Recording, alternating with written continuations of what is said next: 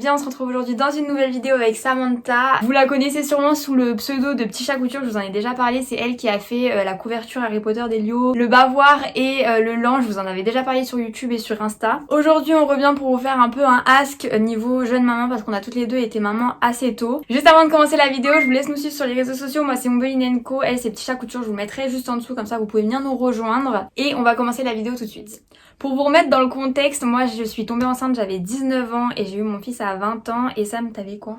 18 ans. T'avais 18 ans quand t'es tombée enceinte? Ouais, 18 ans et j'ai accouché à 18 ans. Donc voilà, on est toutes les deux jeunes mamans et ça vous a bien plu de faire un ask là-dessus pour avoir un petit peu nos retours d'expérience et comment on l'a vécu. Du coup, je vais regarder un petit peu les questions que vous m'avez posées sur TikTok et après je verrai sur Insta ce que vous m'avez dit. La première question c'est est-ce que tu avais peur de l'accouchement? Moi perso, pas du tout. Genre je savais qu'il était rentré, fallait qu'il sorte maintenant. Donc j'y suis allée, pourtant j'ai eu un accouchement catastrophique. Mais moi j'ai jamais eu peur de l'accouchement. Moi j'ai toujours eu très peur. Ah ouais, ouais pour les deux?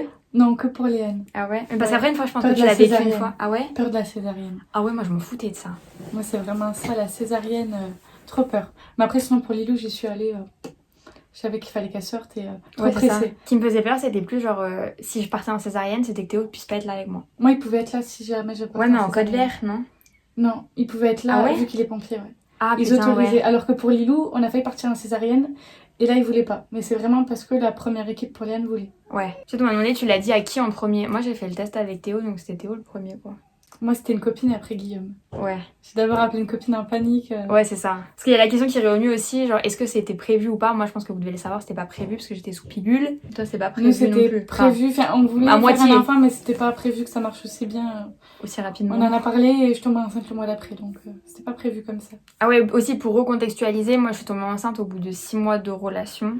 Et toi, ça faisait? Au bout de 3 mois. Ouais, voilà. Donc, on était jeunes dans la relation et jeunes en âge, ouais. Avant d'avoir ton enfant, est-ce que tu pensais tomber enceinte juste après ta majorité ou aussitôt après? Je sais qu'il y en a plein qui sont curieux par rapport à ça, genre de voir comment on a vécu, est-ce qu'on a pensé à l'IVG, tout ça. Moi, je pensais que j'allais être maman jeune. Honnêtement, je pense que je vous en ai déjà parlé, je pensais à partir de mes 15 ans que je voulais un enfant. Genre, je suis arrivée à 15 ans, je me suis dit c'est bon, je vais avoir un enfant.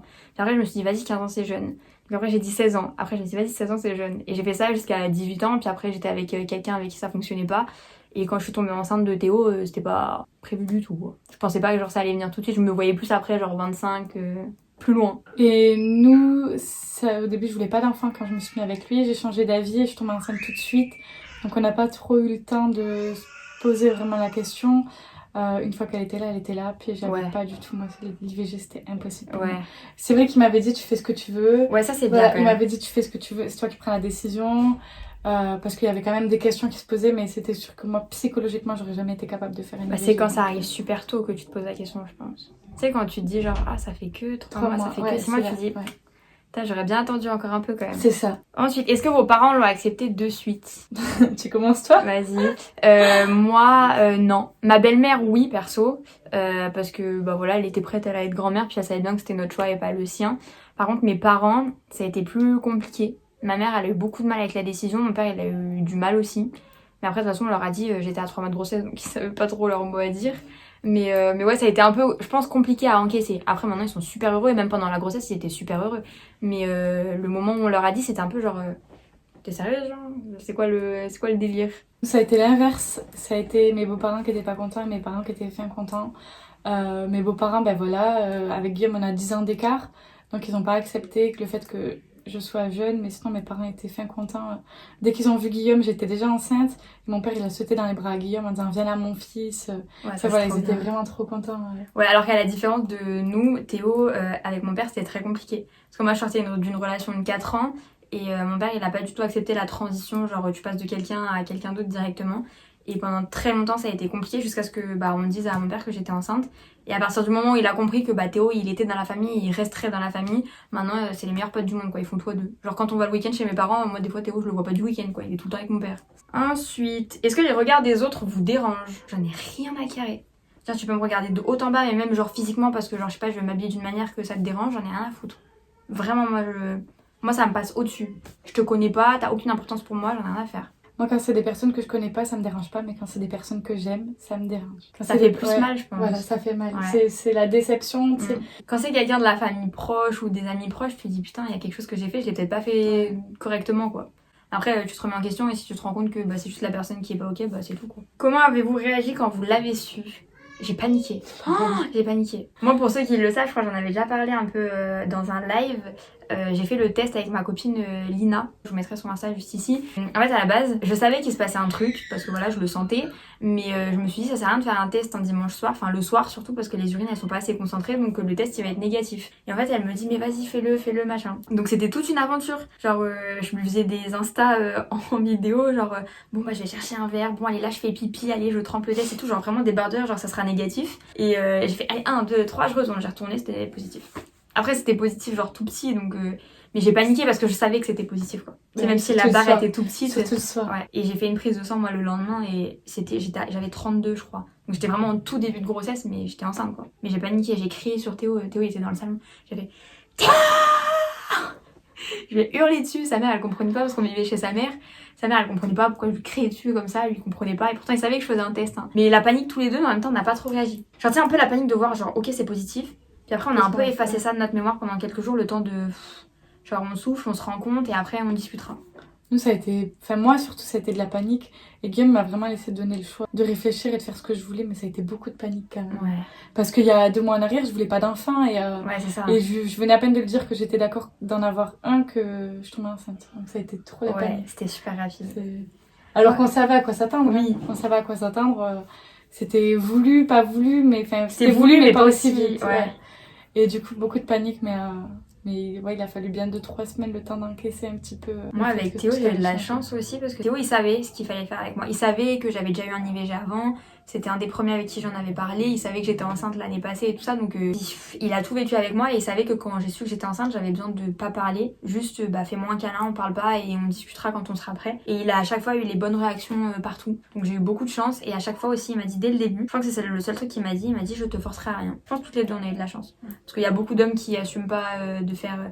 Ils aiment bien faire l'acte, mais après, pour assumer derrière, quand il se passe des choses, il y a plus grand monde, quoi. Ensuite, est-ce que pour vous, être maman jeune est mieux? Si oui ou non, pourquoi? Je pense que ça dépend de tout le monde. Non, moi, je trouve que c'est trop bien. Moi, je trouve ça bien parce que je me dis, je vais grandir. En fait, je grandis en même temps que mon fils, quoi. Enfin, Théo et moi, on mûrit en même temps que, même si on est déjà mature, on mûrit en même temps qu'Elio. Et quand on aura un deuxième enfant, c'est pareil, on se dit, à 40 ans, on pourra encore profiter de notre vie et tout parce qu'on sera encore jeune. Tu seras peut-être grand-mère d'ici là. Ouais, non, mais attends.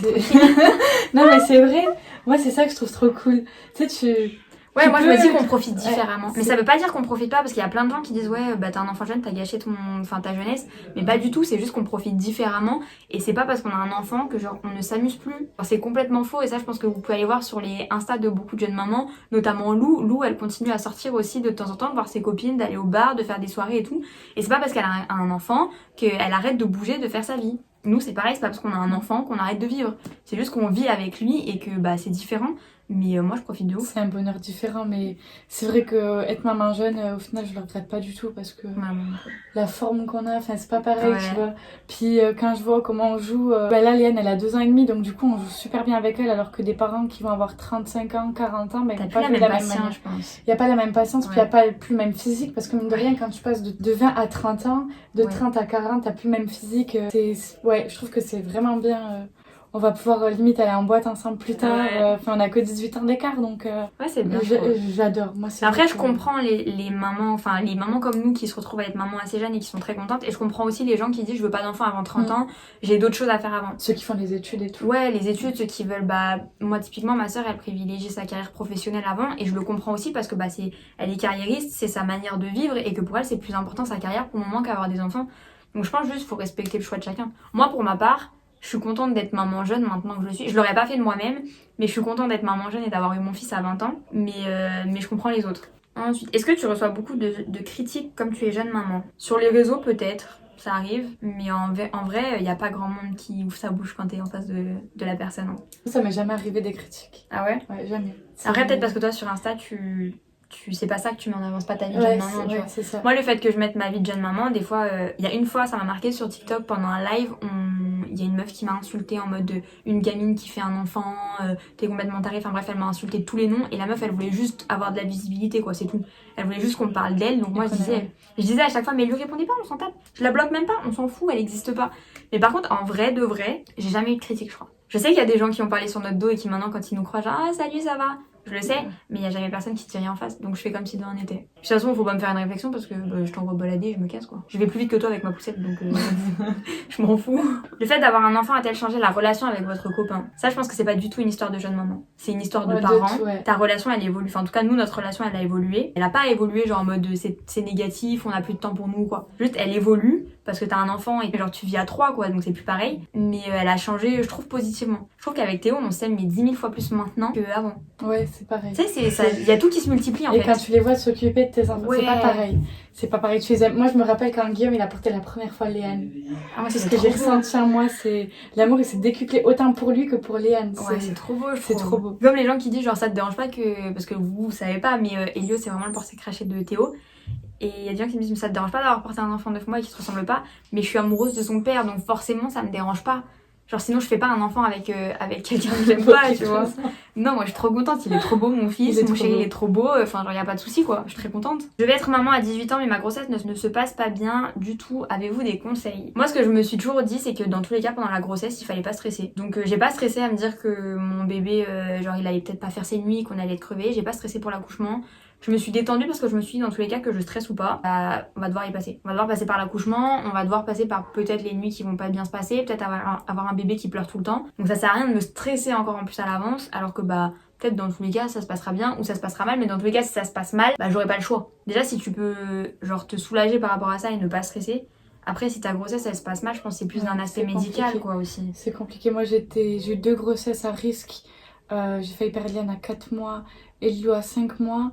Alité, cerclage, la totale. Et moi, le conseil que je peux te donner, c'est entoure-toi des personnes que t'aimes et qui seront là pour toi. On a besoin d'un soutien. C'est d'être rassuré, d'avoir des câlins, d'avoir des mots doux, d'avoir des personnes qui te font passer le temps si t'es alité ou... Genre que la personne qui est en face de toi, elle sait que comment il faut réagir face à toi. Genre par exemple si tu pleures ou que tu t'énerves comme ça, si toi t'as besoin que la personne en face de toi elle te fasse un câlin, qu'elle le sache. Genre de pas avoir besoin tu sais de poser des mots dessus et que la personne en face elle soit réceptive et qu'elle sache quoi faire, c'est super. Enfin je trouve que moi c'était super important.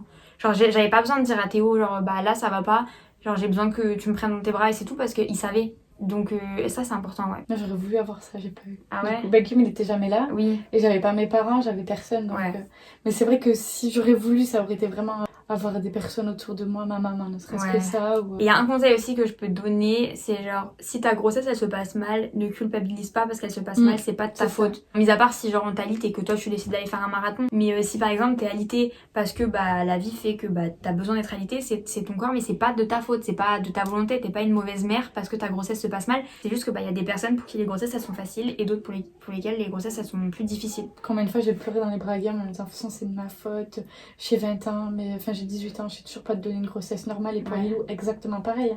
Pourtant je savais ce qui allait arriver, je savais que j'allais être cerclée, je savais que j'allais être alitée et tout, mais c'était toujours de ma faute. Et ça c'est dur de se dire que c'est pas de ta faute. Parce qu'au final c'est ton corps. Moi, c'est pas de ta faute parce que tu c'est pas voulu, t'as pas fait pour, mais c'est quand même toi qui as encore un peu de merde. Enfin, tu vois, moi je l'ai vécu comme ça. Moi je l'ai vécu comme ça pour l'accouchement parce que j'ai eu un accouchement chaotique. Je vous mettrai non c'est là-bas. Genre le lien de ma vidéo sur l'accouchement, mais j'ai eu un accouchement chaotique et après lui il a fait une détresse respiratoire, il a été en néonate et je me suis culpabilisée de ouf pendant des semaines à me dire c'est de ma faute s'il a une détresse respiratoire, c'est parce que j'ai pas réussi à pousser correctement, c'est parce que l'accouchement s'est mal passé et si ça s'est mal passé c'est de ma faute et je me suis culpabilisée de ouf par rapport à ça et on n'arrêtait pas de me dire mais c'est pas de ta faute, c'est juste il y a des fois les accouchements ça se passe bien, des fois ça se passe mal, il y a des bébés qui ont des détresses respiratoires avec un accouchement super rapide, d'autres qui ont un accouchement on va dire entre guillemets normal et ça se passe mal pour autant pour le bébé après, ça veut rien dire. Mais si tu peux éviter genre de te culpabiliser par rapport à ça et vraiment te dire que c'est pas de ta faute. Genre ça se passe mal mais c'est pas de ta faute. C'est important ça je pense. Ouais, c'est le plus dur à faire. Il y a une question auquel on va pouvoir répondre tous les deux mais de 2 points de vue différents. Il y a quelqu'un qui m'a dit ça ne t'a pas fait peur la grossesse après avoir subi un IVG parce qu'elle répond après avoir subi une fausse couche ça me fait peur quand même un mois. Moi je peux répondre du côté IVG. Et moi du côté de la fausse couche. Voilà. Moi j'ai eu peur à la base de faire un 2e IVG parce que je suis tombée enceinte vraiment 1 an jour pour jour après ma première grossesse. Et j'avais peur que de faire un 2e IVG ça m'empêche de tomber enceinte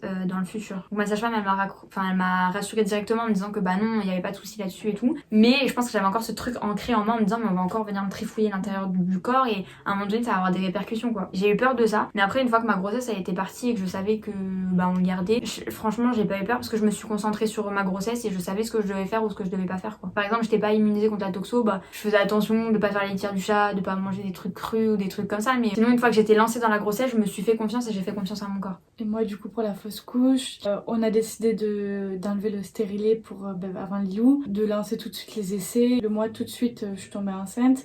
J'ai fait une fausse couche, j'étais pas beaucoup, je devais être à 3-4 jours de retard de règles. Je suis restée sur le cul. J'étais pas bien parce que je m'attendais pas à ça, j'en avais jamais fait. Ça m'est arrivé au boulot, enfin, je m'y attendais pas du tout. J'ai appelé Guillaume, j'étais en panique et du coup, on a dit on attendra le temps que je me remette de la fausse couche pour relancer les essais. Et du coup, on a attendu, on a fait les calculs d'ovulation, puis j'ai mal calculé. Et du coup, je suis tombée enceinte, c'était une surprise, une bonne surprise. Et du coup, j'ai quelque part un peu oublié la fausse couche. Ouais, parce que tu te concentres sur autre chose. Mais parce que ouais, je me suis concentrée sur Lilou. Par contre, du coup, j'ai eu peur de la fausse couche. Mais après, j'ai été suivie vraiment super bien, donc... Ouais, et puis les médecins, ils savent te rassurer en général. S'ils sont pas bêtes, ils savent te rassurer. Bon, du coup, voilà, c'est la fin de la vidéo. J'espère que cette vidéo vous a plu. Du coup, je vais couper la vidéo en deux parce que là, ça fait genre bientôt 40 minutes qu'on filme. Et je trouve ça intéressant de vraiment vous laisser toutes les questions. Donc, je vais vous couper la vidéo en deux. Du coup, vous aurez la première partie aujourd'hui et la deuxième partie la semaine prochaine. Du coup, voilà, si on est habillé de la même manière, c'est normal. C'est parce qu'on a filmé en même temps. Mais j'espère que cette vidéo vous a plu. Je vous laisse nous suivre sur les réseaux sociaux. Je vous les remets juste ici. Et en attendant, je vous fais plein de bisous et je vous dis à très bientôt dans une prochaine vidéo. Bye!